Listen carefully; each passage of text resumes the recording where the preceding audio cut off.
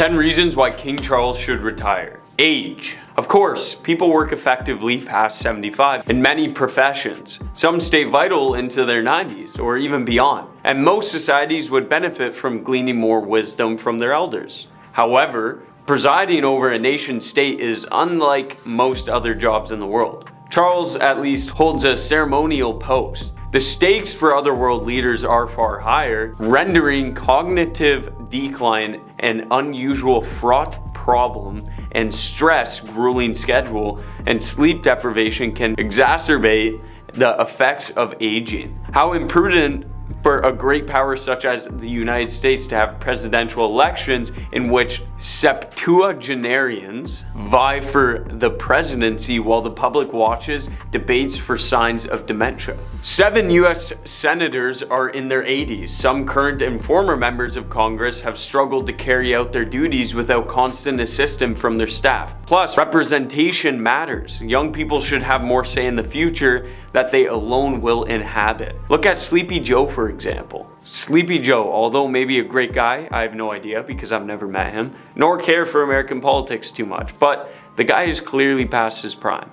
But the monarch is given to whomever is next in line, and that would be King Charles. What he decides to do with it is up to him. This is nearly entertainment and vague facts from other sources. If you get mad at it, if I'm being honest, it kind of makes me laugh. William and Kate. Prince William, Duchess Kate, and their 3 children are adored in England. In fact, a survey by BMG Research reveals that nearly half of the British public wants Prince Charles to step aside and give the throne to his oldest son, now that Queen Elizabeth has passed. Prince William and Duchess Kate have now been married for nearly a decade. The Atlantic calls them a fairy tale with their picture-perfect family and their distinct lack of scandals. Plus, Prince William and Prince Harry are the most liked royals since records began. So it makes sense that people want to see the most liked royals on the throne. That said, Prince Harry's popularity may have taken a bit of a hit since he and Meghan stepped back from their royal duties. Afraid of failure. The role of the reigning monarch is not one to be taken lightly by any means, and many people fear that King Charles just doesn't have what it takes to rise to the occasion,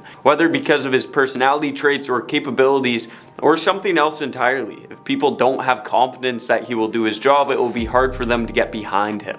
How do you think he's been doing? His reign is inevitably going to be far shorter than the late Queen's time on the throne. While King Charles was 3 years old when he became heir apparent, the fact that King Charles will have such a short reign concerns some people. Why? Change on a grand scale can be scary, while consistency gives people a sense of what to expect. He's considered a putalent king. If you peruse most of the best-selling books about the real life of the royals, you'll see that King Charles isn't exactly praised by biographers. Even those with a credible connection to the king are quick to point out his flaws. For example, Tom Bower, the author of Rebel Prince, described King Charles as being putalent and uncaring about the times when he caused harm. Some of his private rants and tantrums have been made public, further damaging his reputation. King Charles doesn't possess the charm and warmth that the late Princess Diana had. He came across as aloof, and the New Yorker even described him as a snob.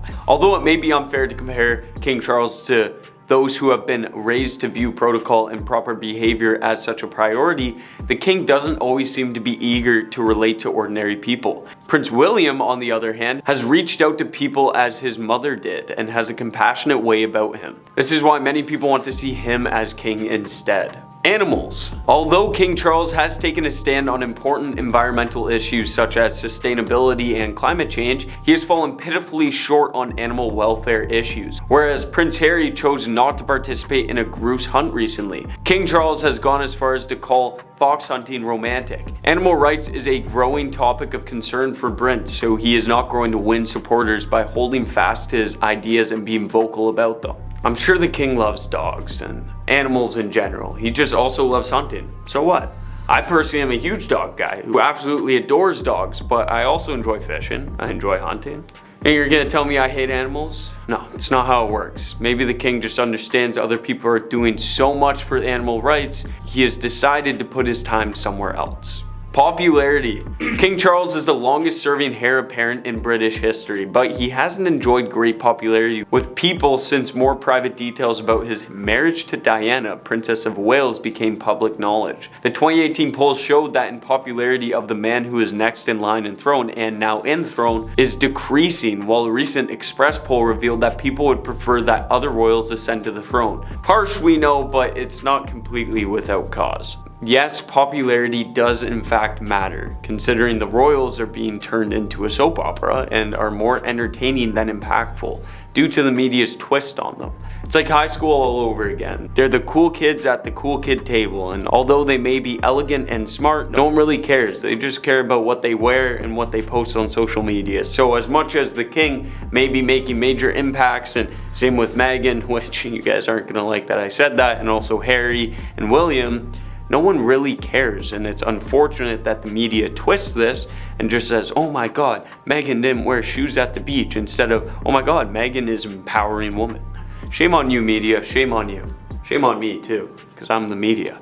Can't and won't forget Diana. The late Princess Diana once said that she wanted to be the queen of people's hearts, and that very much proved to be the case. It's also a big reason many people don't like her ex. They still haven't forgave him for how he treated Diana during their ill-fated marriage. King Charles publicly admitted that he started having an affair with Camilla in 1986, while he was still married to Princess Diana. He also treated Princess Diana poorly on a number of occasions. The public, who is still protective of Diana, seems to be unwilling to move past Charles' past offenses. Hand in hand, dislike for Camilla. The survey from BMG Research also revealed that only 20% of people think Camilla should take the title of queen. Given that King Charles is now married to the other woman, that may also make people feel less inclined to get behind him as the new monarch. That said, even though the majority of people don't like the idea of a Queen Camilla, they have warmed to her. The Guardian reports that the Duchess of Cornwall has won many people's hearts by tirelessly working for her charities without a lot of fanfare. Although she is in a relationship that has been scrutinized like no other, she's a private person and take actions to guard her privacy whenever possible. I think Camilla is making a major comeback, but you let me know your thoughts. They're royals and they make the rules.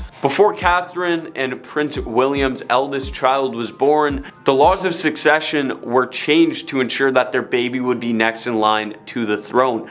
Regardless of gender, a less publicized maid at the same time also allowed for future monarchs to marry Catholics. Both rules were greeted with a fair bit of meh. But both new rules in days gone by would have been enough to start a conflict. The firm, as the Queen refers to her lot, are clearly willing to change the rules to move with the times. Arguably, these changes are vital to their long-term survival. Why not go a step further and make William the king and let Charles act as more of a senior royal? A king emeritus, if you'd like. Is he up for it? After spending almost 6 decades preparing to be king, one would assume he's ready for the job, but the man Time magazine recently dubbed the Forgotten Prince is hardly blessed with the wisdom of Solomon. Duchy Originals, a company owned by King Charles, released a range of organic baby care products for an eye-watering £190 to celebrate the birth of Prince George. And let's not forget his range of Golden Jubilee paraphernalia. Prince George and Mummy are to Charles money-making opportunities as well as family. Charles' estate, the Duchy of Cornwall, last year earned him a personal income of £19 million. He voluntarily paid £4.4 million in income taxes, and he doesn't have to pay company tax. Guess which tax rate would cost him more? As of today, Charles will also claim a pension due to his time in the Royal Navy. But it's okay, he says he'll give taxpayers' money to charity. Do you think we're safe in his hands? Well, not me, because I personally don't give a shit. Know what? Might go against the grain on this one, but I trust the man. He served in the Navy. He's been training for this his whole life. I think he'll do all right. At the end of the day, if he doesn't, and he causes complete anarchy within the UK, I don't live there. So, as the comments have mentioned, my opinion doesn't matter. But unfortunately for you, Susan, yours doesn't either, so stay mad. What do you want from me? If I could make up the rules like the royals are apparently able to, it would 100% be the demise of humankind. And not in a sinister matter. I would just ban people from wearing helmets on bikes over the age of 20 because Come on, you've had 20 years to learn how to not fall off a bike, lose the bucket, and live with a bit of a risk every once in a while. Australia.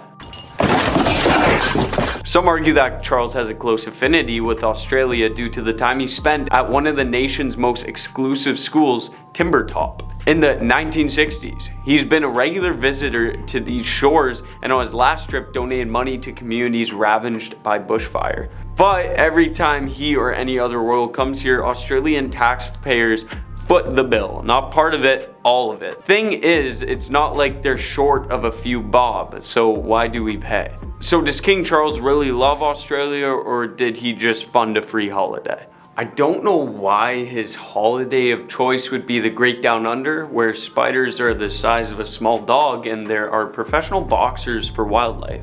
Yes, I'm talking about kangaroos. I'm terrified of them. It's definitely not my first choice, but the king ain't scared of no 18-inch spiders, so Australia he goes. But to sum up the video, I think the biggest narrative here is that he's getting a little bit older. And like Sleepy Joe in the States as president, his prime has passed and you see him mumbling words and maybe not living up to what he used to be. But the monarch is given to whomever is next in line, and that would be King Charles. What he decides to do with it is up to him. This is merely entertainment. These are vague facts from other sources and purely for your enjoyment. If you get mad, if I'm being honest, it makes me laugh. So thank you for the rude comment. Prince Charles is the longest serving heir apparent in British history, but he hasn't enjoyed great popularity with people since more private details about his marriage to Diana, Princess of the People, became public knowledge. One 2018 poll showed that the popularity of the man who is now king is decreasing, while a recent Express poll revealed that people would prefer other royals ascend to the throne. Harsh, yes, but it's not completely without cause. William and Kate. Prince William and Duchess Kate and their 3 children are adored in England. In fact, a survey by BMG Research reveals that nearly half of British public want Prince Charles to step aside and give the throne to his oldest son now that the Queen has passed. Thanks for watching.